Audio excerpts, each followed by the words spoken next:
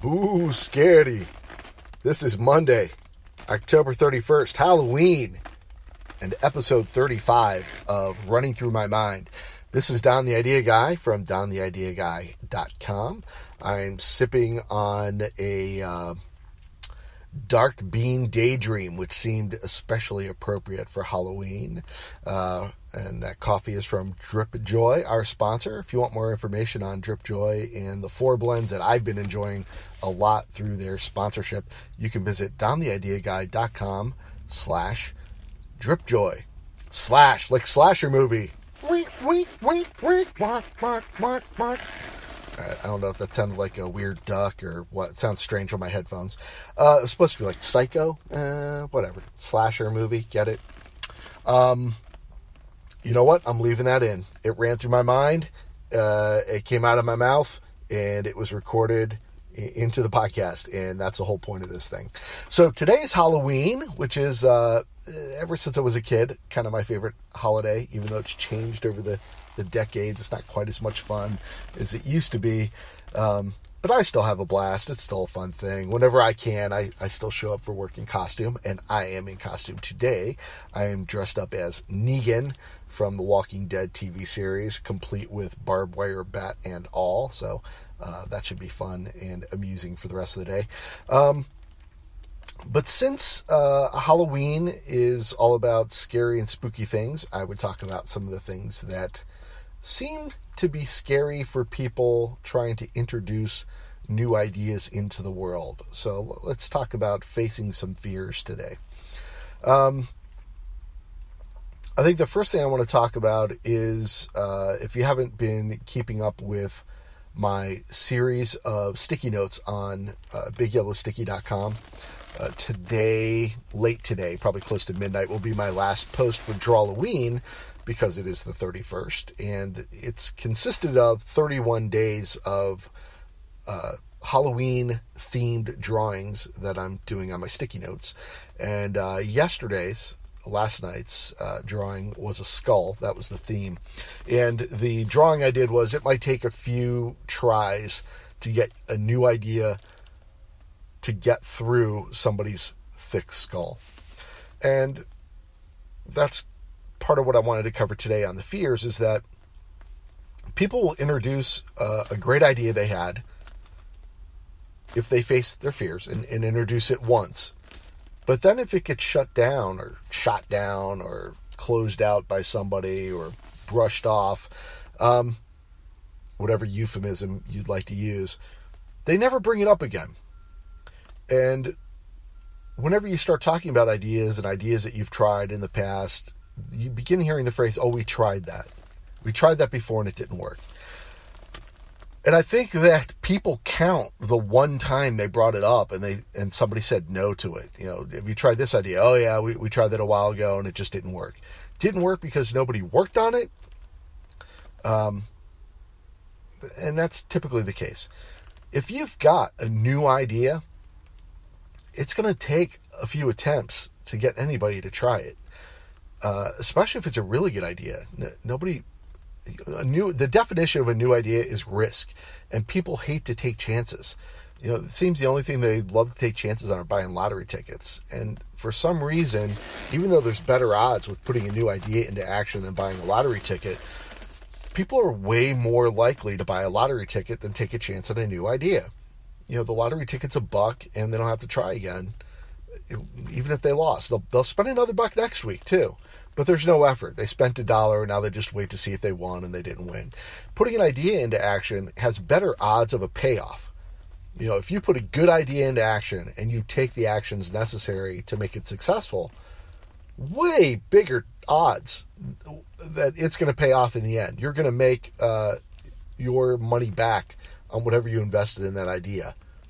Or you're going to learn something from that idea that will allow you to create a better and more effective idea in the next iteration. But people are so afraid to take a chance on anything. And I'm not quite sure if it's the chance on a new idea they're afraid of taking, or it's the work they'd have to do to put that idea into action. And that's not so much fear as laziness. So think about the fears that go into an idea. It's fear of the unknown, because chances are somebody hasn't tried that exact concept before, even though that's the initial reaction is we tried it before. It's a chance on standing out. I cannot believe the number of people I continue to run into whose sole purpose in life is to keep their head down so nobody notices them. And when you try something new, you're going to stand out. That's just the way it goes. But it's positive attention, because whether people want to admit it or not, they're really proud of the fact that you're trying to do something new, and they're a little jealous that they're not doing it themselves. But if you can rally the people who are kind of like proud of you for taking that action and get them behind you, now you've kind of got a cheering section for yourself, so you can share your victories with them. Or if you run into a roadblock or a hurdle you need to get over, they might lend you a hand and kind of boost you over, because now they want to see you succeed because they're on your team. There's some other things that people are afraid of. So taking the initial risk, the work that's behind it, standing out, losing their job. I hear so many people say, I'm afraid of doing something different because I'll lose my job. Wouldn't you think that there's just as likely a chance that you'll get a promotion or a raise?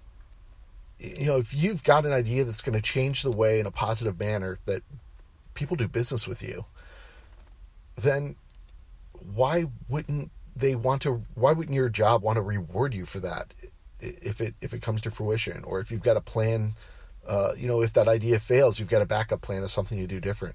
But either way, you came away with data. You came away with information about your customers or your product or your process that is valuable. People pay consultants, hundreds of thousands of dollars to come in and tell them a system's broken. That consultant's job typically isn't to fix the problem.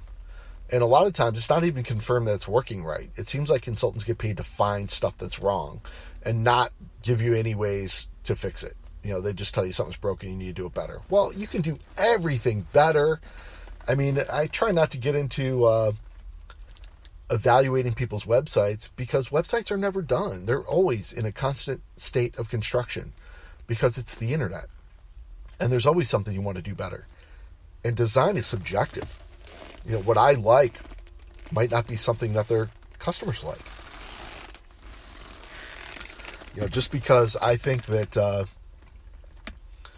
email opt-in lists are important to have on every single page of your website doesn't mean everybody else does. Just because I think your contact information should be at the bottom in the footer of every single page of your website doesn't mean that everybody else thinks it should be. To me, you've got a customer coming to your website, and if they want to get a hold of you, excuse me, if they want to get a hold of you, you should make it easy for them, not just send them to some random contact page. Whatever page they get on is a contact page, right? That just makes sense to me. Why don't you try that on your website and see if people contact you more or less than they did before? That's part of putting an idea into action. There's a new idea I just gave you. Some people will be afraid to put it out there. Some people are afraid to put their email address on their website because they're afraid of getting spam. I'll take 20 pieces of spam if it means I'm going to get one more contact from a customer. I'm got a small cough today. All of a sudden it's popping up. I'm sorry. You're going to get some of that in your ears. But it seems like a good chance to take a break and identify the sponsor again of DripJoy, because I need to take a drink of my coffee. So DripJoy, if you're afraid of trying new things, why don't you start yourself off easy and try some new coffee? Because chances are you're drinking coffee if you're listening to this show, because I talk about coffee a lot. And DripJoy is a great product that you can try. Mail order. You can order one box of it, test it out. I'm highly recommending the Dark Bean Daydream today, because that's what I'm drinking. Hold on. So I like it a lot because it's got kind of that rich coffee flavor, a little lightness at the end. I think they said that that's because they've got a little bit of lemon in it. I don't taste lemon, but it lightens up at the end of that sip, and that's got to be from the a little bit of lemon, lemon undertone, a little bit of chocolate. Not much though. Coffee. That's the thing I like about DripJoy. It's all about the coffee. So go to downtheideaguy.com/DripJoy for more information. And, let's close out the show by trying to encourage you to face one fear today. This is Halloween. It's a good day to face some kind of fears.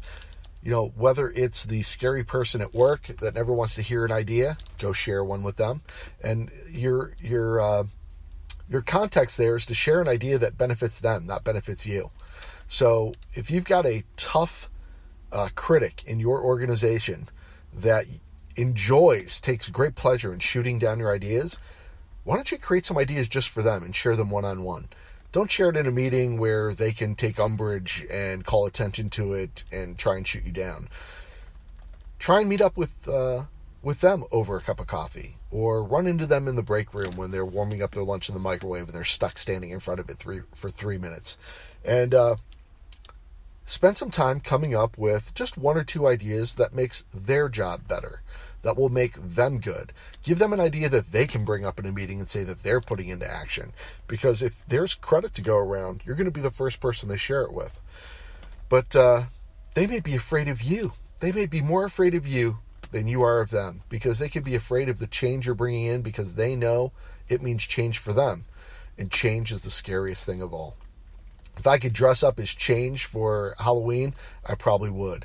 And I'm not talking dimes and nickels. I'm talking about paradigm changes and changes to your corporate structure and changes to your industry. Blockbuster really isn't around anymore because Netflix changed their whole world, and Barnes & Noble bookstores are shutting down locations, and Borders is out of business, and little bookstores are afraid of Amazon because it changed their industry. Publishers are afraid of the Kindle and the e-readers because it changed their industry. The smart ones are surviving and even thriving by putting out more digital copies because they embraced the scariness of the change and that new idea. So why don't you go help some people put some big, scary ideas into action, and maybe they'll be less afraid the next time you bring up an idea. That's it for today. Let's continue this tomorrow on November 1st. It'll be the first day of the month and a Tuesday when we continue running through my mind. If you want more details about me or any of the trouble I'm getting into, you can visit me at dontheideaguy.com.